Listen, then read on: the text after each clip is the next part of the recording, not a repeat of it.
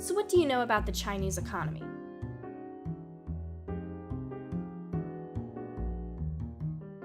Well, they're communist, right? And everyone is really, really poor and works in sweatshops, right? Well, not exactly.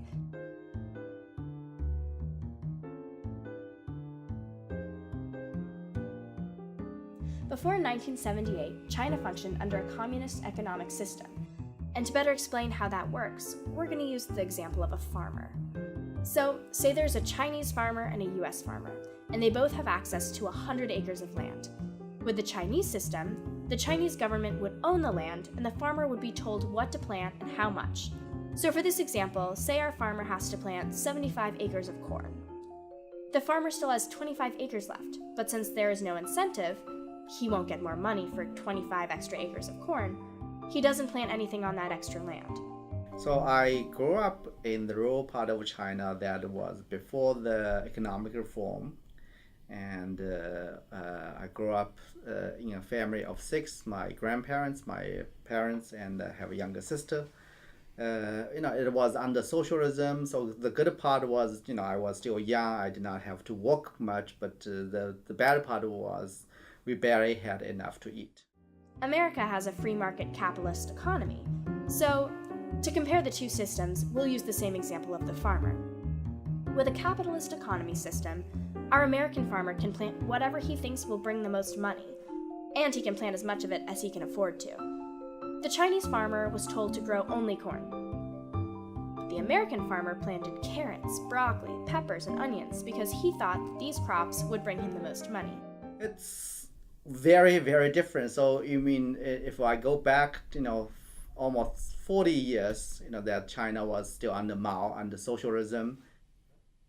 And here we have private ownership of land, and people, the farmers make their own decisions based on their reading of the market, based on their skills.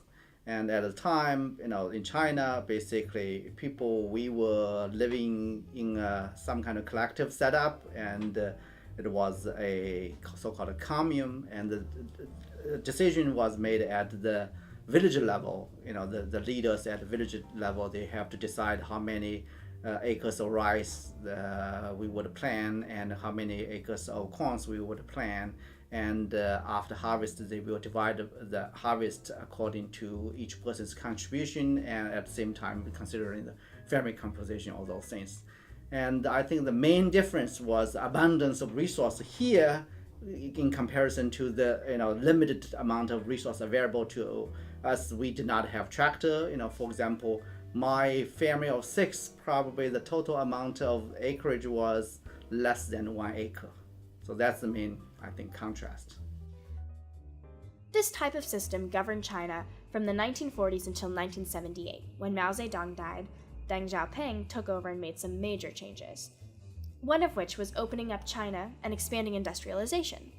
Industrialization involves the large-scale introduction of manufacturing, advanced technical enterprises, and other productive economic activity into an area.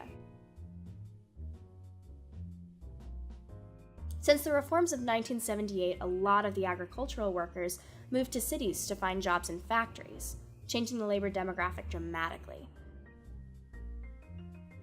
China's economy has grown at an outstanding rate in the past 40 years, and the percentage of the population living in poverty has dropped from 84.02% in 1980 to 6.26% in 2014.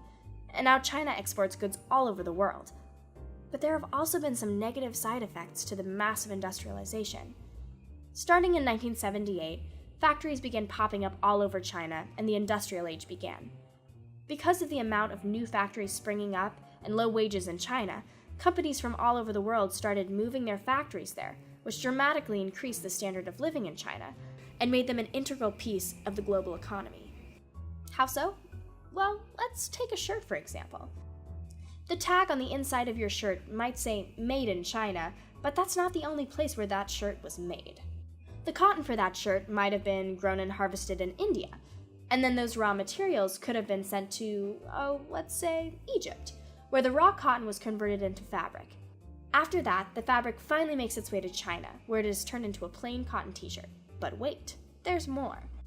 Now our shirt has to go to the Netherlands, where a design will be screen printed onto the shirt, and then it's shipped back to the US, where the shirt will be sold at a Target, H&M, or Gap somewhere. The US imports more from China than any other country in the world, with China making up 19% of the US's total yearly imports. So we can see that China is an essential piece in the world economy and production cycle. But what are some of the downsides of this expansion? Well, industrialization creates tons of problems. I think the most visible ones are pollution, environmental damage, and the less visible, but you can feel it, is the inequality. In the old days, the bad days, one good side is there was not that much difference, and so you don't envy that much of what other people have, and the people get along better when you are more or less equal. In 2014, only 8 of the 74 major cities in China that were monitored for air quality met the national standard for clean air. And in 2013, 15.7% of the groundwater was deemed very poor quality, which means it can't be used for drinking water. The industrial areas in particular show a lot of long-term effects in air and water pollution. Some days the air pollution doesn't look that bad, but most days it looks something like this. These high levels of pollution can have negative effects on the health of those living and working in China. The working conditions in some factories are also not so great. Workers in China usually work more hours a day than American factory workers, and they always get paid less. When confronted about human rights and working conditions in China, China's Minister of Foreign Affairs, Wang Yi, said this. I have to ask whether you understand China. Have you been to China? Do you know that China has lifted more than 600 million people out of poverty? And do you know that China is now the second largest economy in the world from a very low foundation? Do you think development is possible for China without protection of human rights? And do you know that China has written protection and promotion of human rights into our constitution? So, in the past 40 years, China has skyrocketed to be the second largest economy in the world.